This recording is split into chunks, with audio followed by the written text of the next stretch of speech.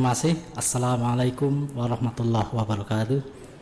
Hamdan wa syukran lillah, salatan wassalaman ala rasulillah, wala haula wala quwata illa billah. Terima kasih. Ketemu lagi di teras Singosari. Yang hari ini kita ketemu dengan Dr. Haji Edi Wuryanto, Skep Mkep. Memang dari namanya sepertinya memang sudah tertakdirkan untuk PDIP ini. Kalau Muhammadiyah kan namanya Wahidin Hasan, gitu kan? Abdul Wahab.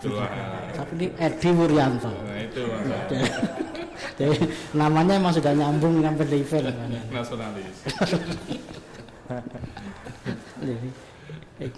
Ini nggak keliru nih. Nggak keliru. Sudah malang melintang di Unimus. Mulai dari melahirkan sampai Unimus sebesar ini. Sampai besar. Ya, identik salah satunya dengan Pak Edi Wur, dengan karir terakhir sebagai wakil rektor. Ya. Tapi tiba-tiba melompat jadi legislatif, sepertinya tanpa pemberitaan, tapi tahu-tahu jadi. Dan kok PDIP yang dipilih? Partai yang dalam tanda kutip, kalau saya baca WA di WA-nya Guru Muhammadiyah, isinya itu nyeneni kabeh ya. Isinya itu nyenai PDIP kabeh. Lo kok jenengan malah milih PDIP? Ya, apa filosofinya coba? Mungkin bisa cerita itu. Ya memang agak berat ya bergeser dari dunia akademisi ke dunia politik karena frame-nya beda.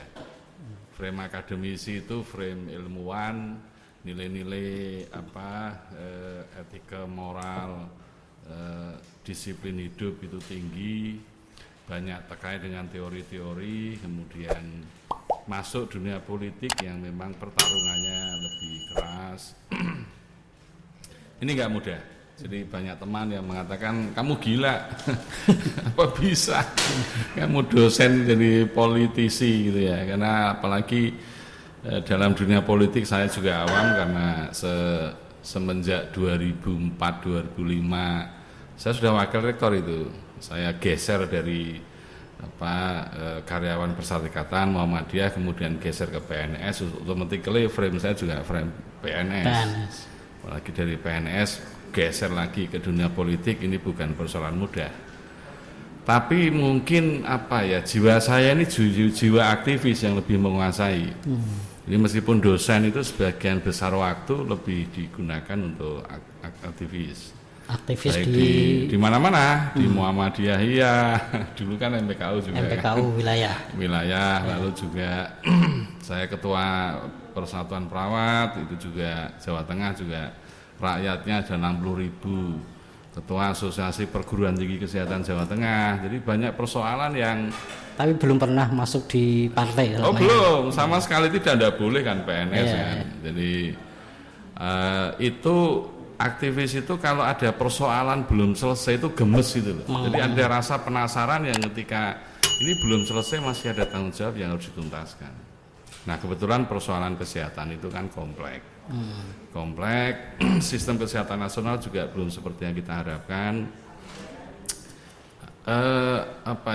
Kolaborasi antar profesi ini belum klik. Dan itu salah satu yang menjadi misi untuk mengapa nyalek. Kemudian mulailah persoalan kesehatan ini masuk ke level nasional, demo-demo ya sering.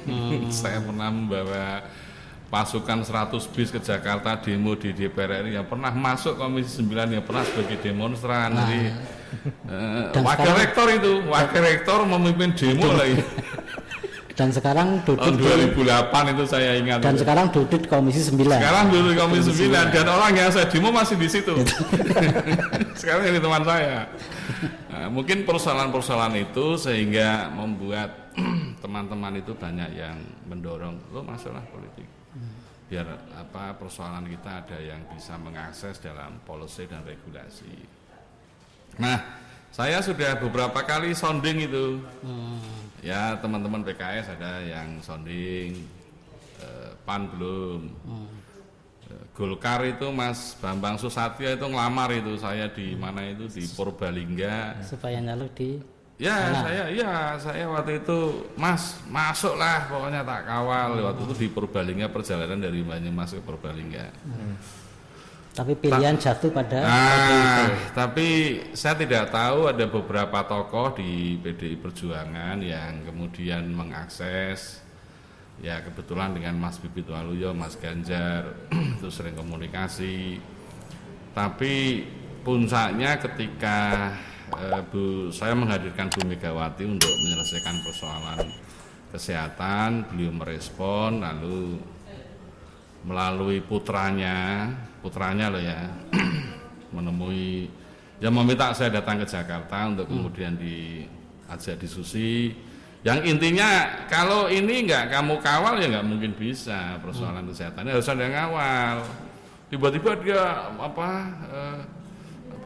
keluar dari kursinya ke meja ngambil rekomendasi. Wah, saya kan kaget dong, saya tujuan ke situ nggak berpikir untuk nyalek.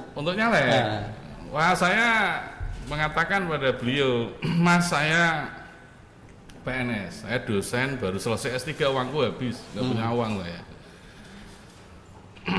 Lalu saya juga kesini nggak berpikir itu.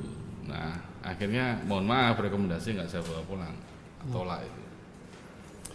Akhirnya melalui teman-teman di DPR RI saya dihubungi lagi, dirayu terus. Pokoknya udahlah lo isi dulu itu formulirnya. Saya waktu itu bulan puasa nggak salah, sekitar 2018 ya, 2018 bulan puasa. Saya itu di meja itu tak letakkan aja rekomendasi itu, karena rekomendasi itu dikirim dari salah satu anggota DPR RI ke Jakarta waktu dia kunker. Ini pokoknya kamu pikir dulu, jangan ditolak. Memang nolak formulir ini gampang, ini jadi rebutan orang, kamu dikasih malah ditolak. Siapa yang ngasih juga kamu mikir itu. Nah, saya bawa pulang itu, tak letakkan di meja, setiap malam tak lihat, tak lirik. Istikharah dulu itu. Nah, bulan puasa itulah saya penuh itu istikharah selama sebulan. Lalu istri saya juga tak ajak bicara resiko-resikonya.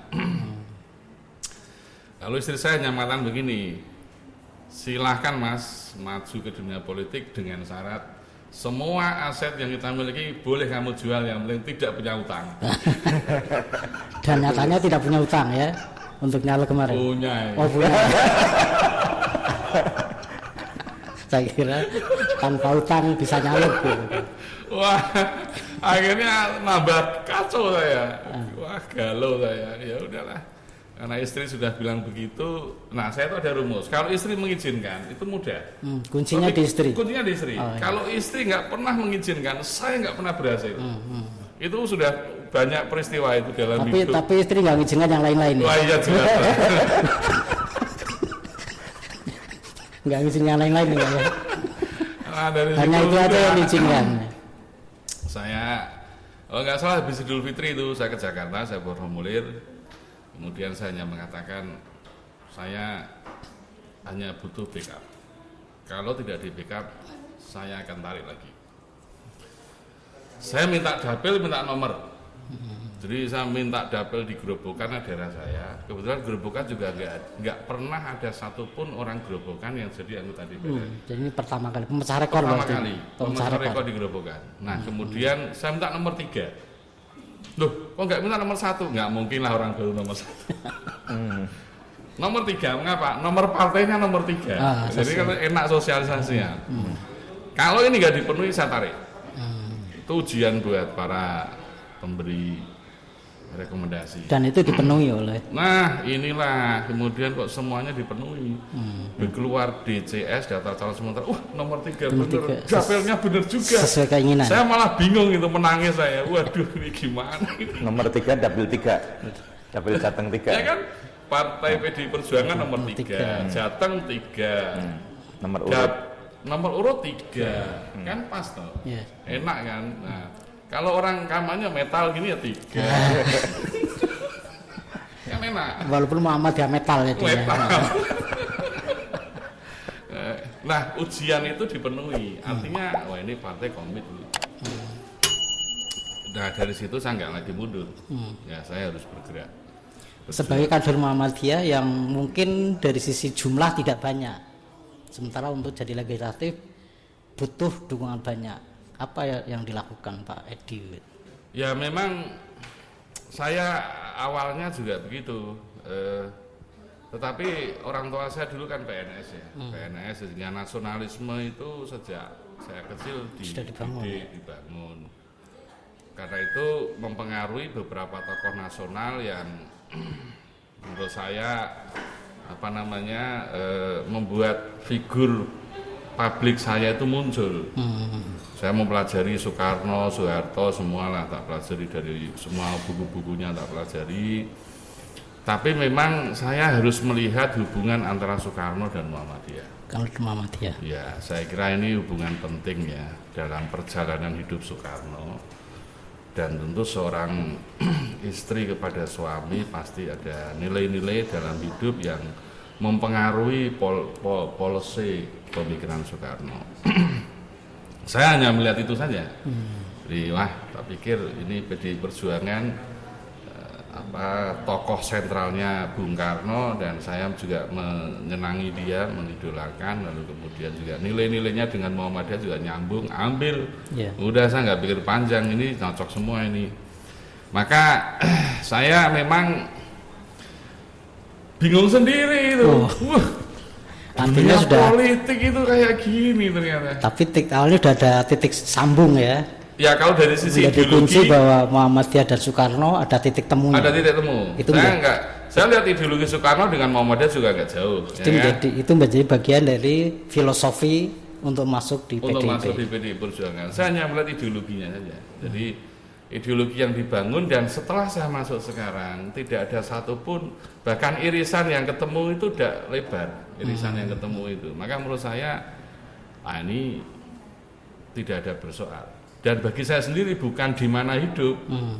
Orang kan hidup bisa di mana-mana, tapi yang penting bagaimana hidup. Jadi saya pernah mengatakan guyon gitu, bahkan juga dengan Pak Ganjar juga. Dalam PDIP mengalir darah Muhammadiyah. Oke, benar. Karena apa? Kalau dilurus ke belakang, PDIP PNI benernya Bung Karno. Betul. Bung Karno Muhammadiyah. Maka dalam PDIP mengalir darah Muhammadiyah. Iya, betul. Artinya bagaimana darah ini selalu dialirkan. Ya. Beberapa waktu yang lalu, jauh sebelum Pilpres atau Pileg itu, salah satu senior PDIP nemui saya, Pak Tafsir, kalau santri-santri Muhammadiyah tidak mau masuk PDIP, jangan biarkan PDIP semakin liar, semakin jauh. Karena apa? Tidak ada yang mendelikan. Tapi kalau santri Muhammadiyah paling nggak ada yang dipakai. Nah, ini kan kesannya sekarang dari WA yang ada kan bagaimana isinya Muhammadiyah membuli PDIP, gitu kan? Karena artinya dalam pandangan mereka seolah PDIP semakin jauh dari Islam. Tetapi kalau saya baca tadi pernyataan dari tokoh PDIP yang nemui saya bahwa kalau santri Muhammadiyah tidak yang masuk PDIP, ya jangan salahkan kalau PDIP semakin jauh dari Islam. Artinya jangan kita ikut salah juga kalau mereka Nah, apa posisi Pak Edi Wur di sini, bahwa saya memang kader Muhammadiyah harus di sana supaya PDIP jangan terlalu jauh. Saya kira partai ini terbuka ya.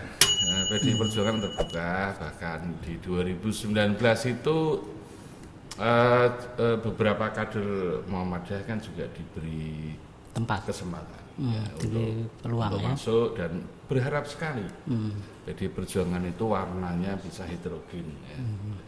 Dan nah sayangnya ya waktu itu saya nggak dengar. Jadi ada Mas Fauzan dan teman-teman itu ada pertemuan antara PP Muhammadiyah dengan petinggi PDI Perjuangan.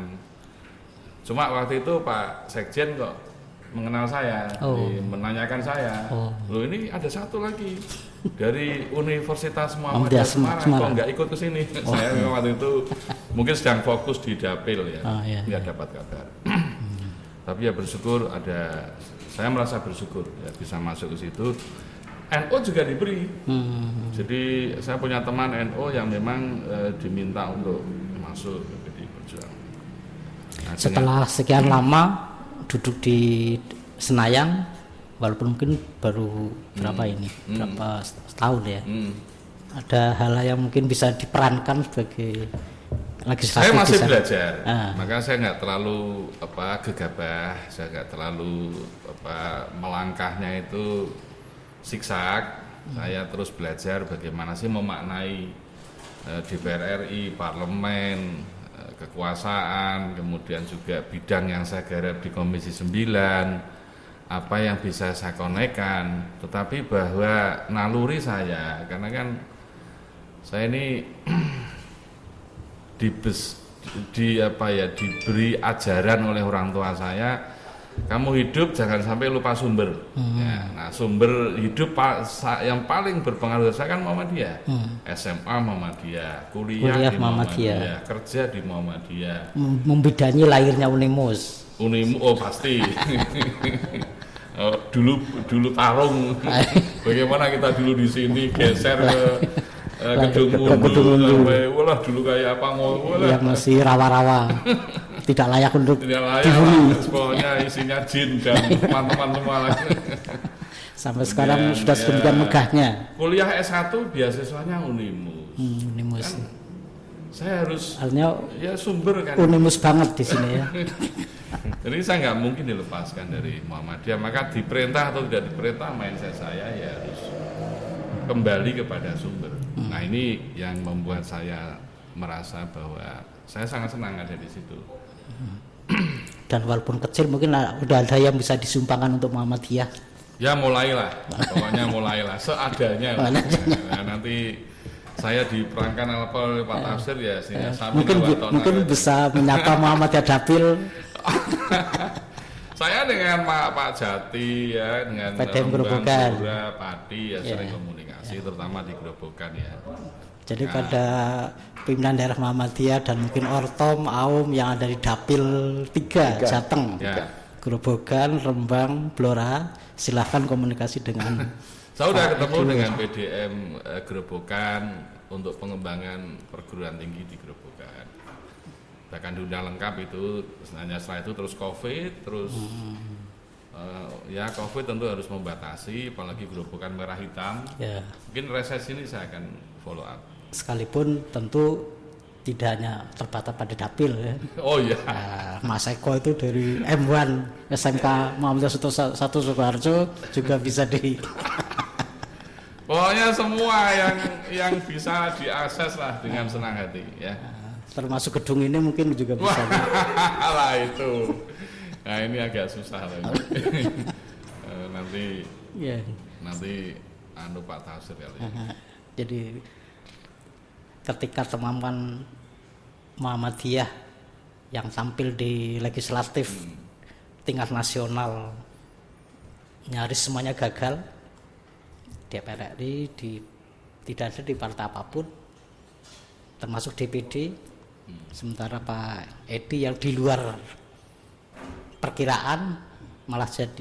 Tidak ada yang memperkirakan. Oh, ya. Bahkan saya bukan target bagi PDI Perjuangan. Ternyata saya baru tahu. Jangan-jangan kita kena ilah-ilah Jawa itu ya. Saya bukan target jadi. Ilah-ilah Jawa itu tapi dalam prinsip hidup saya nggak mau ganggu orang lain. Jadi PDI Perjuangan di Dapil Jateng 3 itu sudah ada 2 incumbent. Untuk menjadi 3 ini suatu yang mustahil. Karena berat. Apalagi dengan sistem pemilu 2019. Kalau saya bermusuhan dengan 2 ini nggak mungkin kuat. Karena jaringan, karena kapital semua. Maka saya harus punya strategi campaign yang dimana saya harus buat 3 kursi. Nah ini yang berat buat saya. Dan perolehan suara yang didapat lumayan fantastis. 3 kursi itu saya membuat strategi yang efisien, yang unik lah pokoknya. Unik yang nggak sama dengan yang lain. Maka kalau orang ke kota saya ke desa, kalau orang ke pinggiran saya ke gunung. Bahkan sehari saya target minimal 15-20 titik harus saya lalui. Kalau mereka banyak menemui kepala desa, saya justru tukang beca. Karena kepala desa dan tukang beca itu sama sebetulnya. Malah ini high cost, ini low cost. Tukang beca 10 itu coba seneng sekali. Itulah demokrasi. Jadi menurut saya justru orang-orang yang selama ini tidak pernah terlibat dalam dunia politik saya masuki, malah itu bisa. Iya, karena Demokrat itu suara Pak Kiai dengan suara tukang becak sama-sama satu. Jadi apalah artinya kita punya 1000 kiai dibanding punya 1 juta tukang becak. Nah, tetap banyak tukang becak. Jadi semua atribut harus dihilangkan Pak Tasir. Apalagi dokter, dosen, mantan PNS, mantan pejabat, hilang semua. Ya. Ganti pakai kaos jeans, kata oblong, ada jepit. Udah keliling aja. Titik-titik mana dibuat timnya nggak usah orang-orang hebat, tukang becak, tukang ojek, itu murah semua. Mereka didatangi rumahnya udah senengnya bukan main. Ya. Maka low cost. Cukup sembako lah kelasnya itu kan. Alah, saya malah nggak pernah bawa apa-apa itu. Mohon maaf ya, mungkin kalau dia ngerokok seringkali saya bawa rokok. Paling hanya dikasih rokok sebungkus sudah selesai. Menurut saya ya. Tapi kalau orang-orang yang tinggi-tinggi, kepala desa, tuh high cost semua itu. Dan minimal rumah makan mewah. Wah, itu cara strategi kampanye yang salah itu. Nggak cukup angkringan, nggak cukup angkringan. Apalagi angkringan Singosari ya. Dan ternyata saya melihat begini. Mereka juga heran, ini kok ada seorang akademisi yang mau masuk politik. Dan mohon maaf, mereka ingin orang fresh yang mungkin dilihat dari personality, integritinya mungkin ya. Ini biar beda gitu ya. Nah itulah yang kemudian menurut saya merasa dukungannya itu murni. Nah ini yang. Dan perolehan suaranya fantastis. Itu yang membuat kaget orang PDIP. Berapa kemarin dapat suara 101.000. Nah, 101 suaranya ribu. juga aneh, 101.001. Unik juga. Unik kan, nomor-nomor unik semua ini. Jarang pemain baru yang di angka 100.000 lebih. Dan saya bisa menembus itu dan membawa kursi sendiri, tidak menggeser kursi orang lain sehingga menurut saya lebih enak. Benar-benar smooth ya. Nah, tanpa konflik apapun. Tanpa mulus. Nah. Selamat. Berikutnya mungkin Mas Waitinas. Kayaknya waktu sudah habis ini Pak. Barangkali Pak Edi ada closing statement. Baik, untuk Pak warga Tasir, Muhammadiyah. terima kasih. Mas, saya bersyukur dalam hidup saya tidak pernah bercita-cita setinggi ini, tapi karena saya dibesarkan Muhammadiyah, saya sumbernya Muhammadiyah, jadi mulai dari dulu nggak jadi apa-apa, sekarang bisa naik ke posisi yang lebih tinggi, tentu kontribusi Muhammadiyah untuk saya dan keluarga demikian tinggi. Karena itu sesuai dengan pesan orang tua saya, ya harus jangan lupa sumber hidup. Yang membesarkan kamu tentu harus saling salah satu menjaga. Sumber hidup itulah Muhammadiyah. Ya, saling menjaga. Dan PDI Perjuangan ini partai terbuka, partai yang siapapun boleh masuk, tidak ada larangan, karena partai ini sangat menghormati ideologi negara yang sudah kita tanamkan. Tidak perlu ada yang ditakuti, tidak perlu ada yang berpikirkan secara negatif. Kalau ada apa-apa tentu pemikiran ini harus dibahas bersama untuk dicarikan rumusan yang lebih pas agar kehidupan berbangsa dan bernegara ini lebih harmonis, lebih menghargai kebinekaan. Ujung-ujungnya adalah kesejahteraan rakyat dan hidup penuh dengan kedamaian. Karena stabilitas politik ini perlu kita jaga untuk menumbuhkan sektor yang lain, terutama ekonomi, kesehatan, dan lain-lain. Nah, dengan begitu kehidupan yang iramanya ini damai, nyaman, enak dengan dasar filsafat hidup yang sudah kita sepakati, tentu negara ini akan semakin tumbuh menjadi negara yang punya daya saing internasional, karena kita sudah masuk dunia global yang tidak mungkin kita bendung lagi. Tinggal kita mau punya daya saing apa tidak, dan saya kira itu menjadi hal yang sangat penting. Jadi tidak usah kita ribut di dalam, tapi ujung-ujungnya tidak produktif, malah akan menurunkan daya saing bangsa. Saya kira itu. Terima kasih Pak Tasir atas waktunya. Ini kehormatan buat saya loh Pak Tasir. Sama-sama, terima kasih. 2 malam nggak bisa tidur ini. Mudah-mudahan. Mau diapain sama Pak Tasir ini? Apalagi nanti kalau pertanyaan berat-berat, saya bisa jawab apa tidak ini. Dari awal sudah mengatakan bahwa ini acara ringan-ringan saja. Acara santai. Saya lagi sama-sama terima kasih. Terima kasih Pak Edi, dan mudah-mudahan ini bukan yang terakhir. Nggih, nanti akan berlanjut yang lain-lain. Tapi pemirsa, jangan biarkan PDIP semakin jauh dari kita. Ya, harus. Syaratnya adalah kita tidak hanya bully dari luar, Ya. tapi bagaimana berperan masuk ke dalam seperti yang ditebang oleh Pak Dr. Edi Wur. Terima kasih. Saya kira saya ngambil sedikit aja. Bu Fatmawati kan jelas semua kan. Bu Siti Khotijah ya, lalu Pak Hasan. Dulu sekretaris Muhammadiyah Bengkulu. Ya. Muhammadiyah juga Pak Karno juga di Bengkulu juga eksis, pengajar di sekolah Muhammadiyah di sana. Sampai sekarang Bu Megawati, terus Bu Puan. Saya kira tidak akan lepas lah itu dari Muhammadiyah. Kalau kita lepaskan malah justru itu Semakin asal. jauh Jangan, kita Pak. salah juga. Nggih, jangan. Saya Silakan, sangat Mas. hormat dengan beliau. Silakan Mas Edi. Ya, Terima terima Pak kasih Pak Edi Wuryanto sudah meluangkan waktu untuk JM Radio di 107,7 FM, dan juga Pak Tafsir. Ini jam Pak Tafsir sibuk juga, tapi bisa menyediakan waktunya untuk teman-teman di JM Radio.